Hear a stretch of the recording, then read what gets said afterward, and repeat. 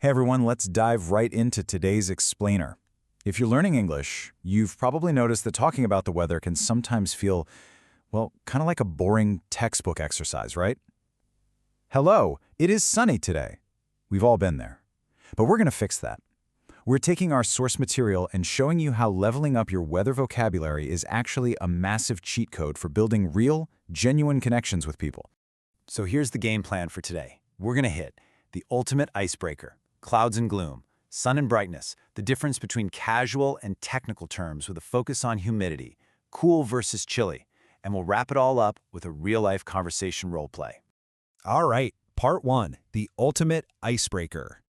You know, it's so easy to just fall back on basic words like sunny or raining. But honestly, weather dictates our entire mood. It dictates what we wear, where we go. It's literally the perfect jumping-off point for a deeper conversation. When you master the subtle nuances of weather words, you're not just making small talk anymore. You're learning about someone's hometown, their daily life, their whole vibe. Okay, let's move on to section two, clouds and gloom. So what happens when the sun isn't shining? There's actually a huge difference between cloudy and overcast. When it's cloudy, yeah, there are mostly clouds, but you still get these nice little breaks and patches of blue sky. Overcast? Completely different story. That means you are stuck under a solid, unbroken wall of gray. Absolutely no blue sky in sight.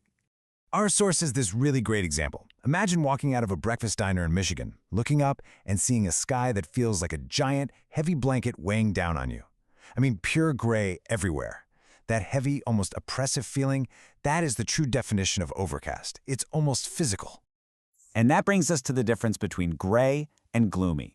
Gray is just a fact, right? It's the literal physical color of the sky. But gloomy is an emotion. It's that sad, moody feeling that makes you just want to curl up on the couch and stay inside all day. Native speakers actually pair these together all the time to cover both fact and feeling. They'll just say, it's so gray and gloomy out. All right, section three, sun and brightness. Let's look at the brighter side of things and clear up two words that get mixed up all the time. Sunny just means the sun is physically out. You look up, you see it. But bright, that's all about the sheer intensity of the light. And here's the crazy part.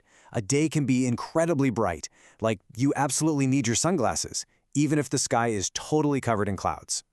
Think about it like this. You know that feeling when you walk out of a dark movie theater in the middle of the afternoon? Or when you leave the eye doctor?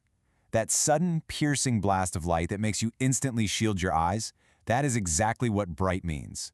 The sun doesn't even need to be visible for the day to feel super bright. And our expectations play a huge role here too.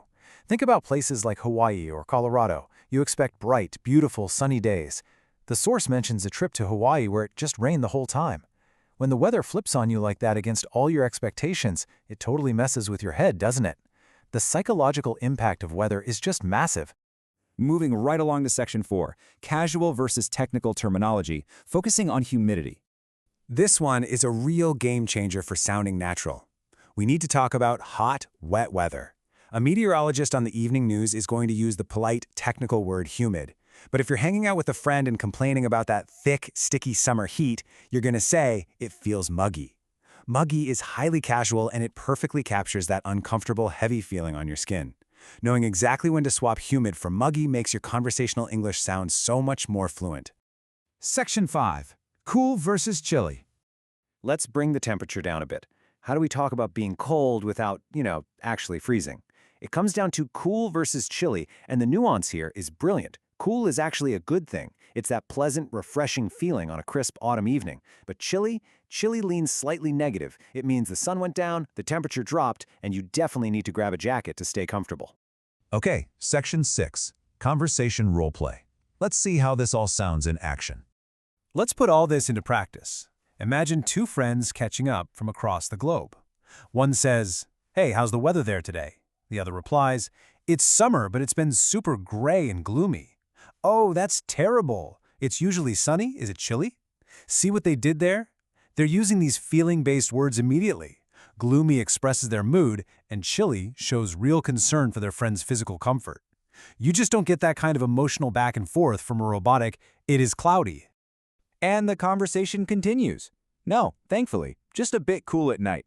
How's it there? Super hot and muggy. Honestly, I'd take cloudy weather over humidity any day. Notice the casual complaint. Muggy fits perfectly between friends, contrasting right against that nice, pleasant vibe of cool. If they had used the standard technical term humid here, it would have felt way too stiff for a quick chat between buddies. So, here's my challenge to you. Look outside your window right now. Is it just cloudy, or are you looking at an overcast sky? Is the air humid, or is it truly muggy? Next time someone asks you about the weather, completely ditch those textbook basics. Try out one of these precise, nuanced words instead. What kind of unexpected connection might you build today just by changing one word? Thanks for tuning into The Explainer, and we'll catch you next time. Got it! What's up? Catch up! Aha!